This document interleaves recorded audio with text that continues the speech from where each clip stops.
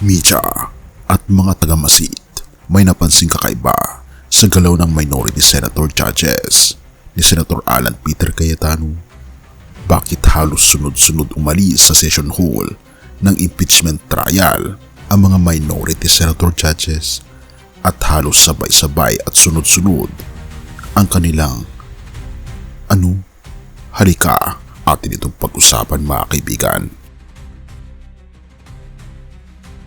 Nakita ang ilang senator judges mula sa Cayetano Bluff na umalis. Mga Kawikaan 18 verse 13, ang sumasagot bago makinig ay kahangalan at kakahiyawan sa kanya. Sa ika-4 na araw ng historic impeachment trial laban kay Vice President Sara Duterte, hindi lamang ang pasabog na testimonya ng ikalawang testigo ng prosekusyon na si Atty. Jeremy Lotoc ang nakakuha ng pansin ng media at mga tagamasid. Naging mainit na usap-usapan din ang tila sunod-sunod at halos sabay-sabay na pag-alis sa session hall ng mga miyembro ng Senate Minority Bloc sa gitna ng mismong paglilitis. Ang tanong ay, may meeting ba o may ayaw bang pakinggan? Dahil ito ang timeline.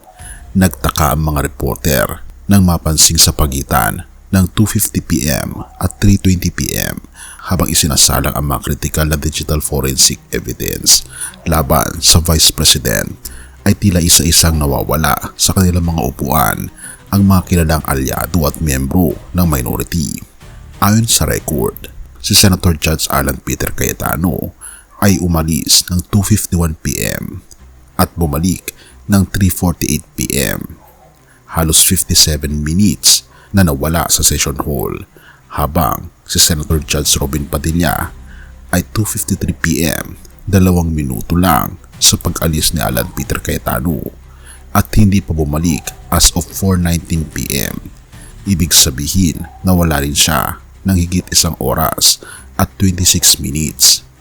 Habang si Senator Judge Camille Villar ay umalis ng 2:56 PM, 3 minuto. Pagkatapos umalis ni Robin Padilla at bumalik na siya ng 3:39 PM. 43 minutes na nawala si Senator Judge Camille Villar. Gayon din ang kanyang kapatid na si Senator Judge Mark Villar. Umalis ng 2:56 PM. Magkasabay na umalis si Camille Villar at Mark Villar at ang oras ng kanyang pagbalik 4:16 PM. Una lang ng 3 minuto bago bumalik si Senator Robin Padilla. Ang kanyang tagal na nawala sa session hall ay 1 oras at 20 minutes. Habang si Senator Judge Amy Marcos ay 2 beses na umalis mula 3:01 PM at bumalik ng 3:18 PM. Pagkatapos umalis ulit ng 3:20 PM at bumalik ulit ng 3:37 PM. Kung ating mapapansin, tila magkakasunod ang kanilang pag-alis at ang kanilang pagbalik ay tila magkakasunod din. Ang tanong ay, may ayaw bang pakinggan o may lihim na emergency meeting? Dahil sa magkakatapat na oras na kanilang pag-alis, agad na nagtanong ang media sa tanggapan ng mga nabanggit na senador. At ito rin ang aking tanong, meron bang emergency meeting ang minority bloc? May pilit ba silang iniwasang pakinggang testimonya sa floor? Ang dalawang anggulo na tinitingnan dito na ang kanilang halos sabay-sabay na pagkawala sa session hall ng mga minorities ay isang silent protest ba? O may hiwalay ba na pagpupulong upang talakayin ang kanilang mga magiging legal na hakbang? Ang isa naman dito ay ang gulo ng kinausap na abiso. Wala pang opisyal na sagot ang mga tanggapan ni na Senator Cayetano, Senator Marcos at ng magkapatid na Villar, gayon din kay Senator Judge Robin Padilla sa dahilan ng kailang panandaliang alis. Nakita ang ilang senator judges mula sa Cayetano Bluff na umalis sa gitna ng impeachment trial. Kabilang dito si Senator Alan Peter Cayetano na halos 1 oras na wala sa session hall bago bumalik.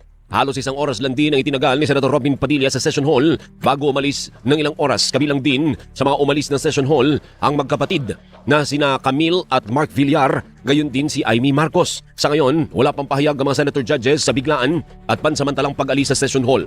Nilinaw naman ng impeachment court na malaya ang mga senator judges na pumasok o lumabas ng plenaryo kahit umuusad ang paglilitis.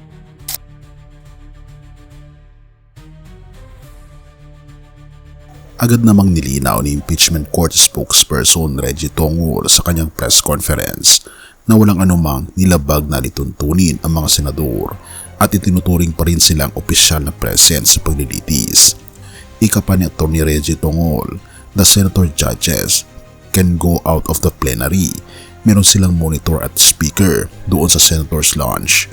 So kapag nag-take ng break sila, nag-CR sila, naririnig pa rin nila ang nangyayari sa floor. Ipaniliwanag din ng korte na kapag ang isang senator judge ay nakasagot sa opisyal na roll call sa simula ng pagpupulong, itinuturing na siyang naroon sa buong duration ng proceedings kahit pa pumunta ito sa senator's lounge. Have mercy, O God. Okay, the senator judges can go out of the plenary. Meron silang monitors at speaker doon sa senator's lounge. So, pag nag-take ng break sila, nag-CR sila, naririnig pa rin nila yung nangyayari sa floor. Sa kabila ng mga legal na probisyon na nagpapahintulot sa mga senator na lumabas sa silid, ang pangyayaring ito ay nag-iiwan ng mahalagang paalala ukol sa pananagutan ng isang tagahatol. Ang isang impeachment trial ay hindi ordinaryong pulong. Ito ay isang pambansang paglilitis kung saan ang kapalaran ng mga pinuno at ng buong bansa ay nakasalalay. Ipinapaalala sa atin ng Biblia sa Santiago 1 verse 19 ang banal na kasulatan na sinasabing mag-ingat ang bawat tao, maging mabilis sa pagkinig, mabagal sa pagsasalita, mabagal sa pagkagalit. Sa mata ng taong bayan at higit sa lahat sa mata ng ating Panginoong Diyos, ang katapatan sa tungkulin ay hindi lamang ang pagiging pisikal na present sa papel, kundi ang buong pusong pakikinig at pagsusuri sa katotohanan ng walang bias o pag-iwas. Purihin ang ating Panginoong Diyos at tayo manalangin. Ama naming Diyos na makapangyarihan sa lahat, Ikaw ang banal na hukom na nakakakita sa bawat puso at kilos ng tao. Ipinapanalangin din po namin ang lahat ng mga senator judges sa Senado, kapwa mula sa majority at minority. Bigyan niyo po sila ng dedikasyon, focus at tapat na pusong handang makinig sa bawat ebidensya at testimonya na inalalahad sa trial na ito. Ilayo niyo po ang aming mga pinuno sa pansariling agenda o pampolitikong pag-iwas, naway maging gabay nila ang iyong katotohanan upang makapagbigay sila ng patas at makatarungang hatol para sa kapakanan ng aming bayang Pilipinas. Inyo rin pong patnubayan ang liderato ng inyong pong gobyerno sa aming bansa, si PBBM, gayon din ang Vice Presidente at lahat ng mga amayang Pilipino.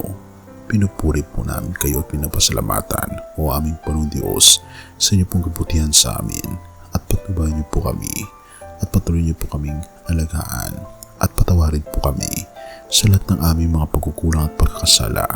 At salamat po sa pagdinig ng aming mga panalangin sapagkat ito po ang aming samot hiling alang-alang sa matamis na pangalan ng aming Panginoong Yesus.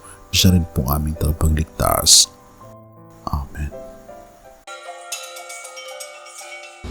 Bago natin ipagpatuloy kaibigan, siya nga pala ang Great Controversy na isa sa mga pinakakontrobersyal na libro dahil tumutukoy ito sa mga propesiya sa libro ng Daniel at Revelation na nagaganap na sa panahon natin ngayon bago ang pagdating ng ating Panginoong Diyos ay pinamimigay na namin ng libre sa pamamagitan ng PDF at ito ay nasa limited lamang na panahon kaya i-click mo sa description sa baba upang ma-avail mo kaibigan ang napaka-importanteng libro ito na magbubukas sa iyo sa mas maliwanag mong hinaharap.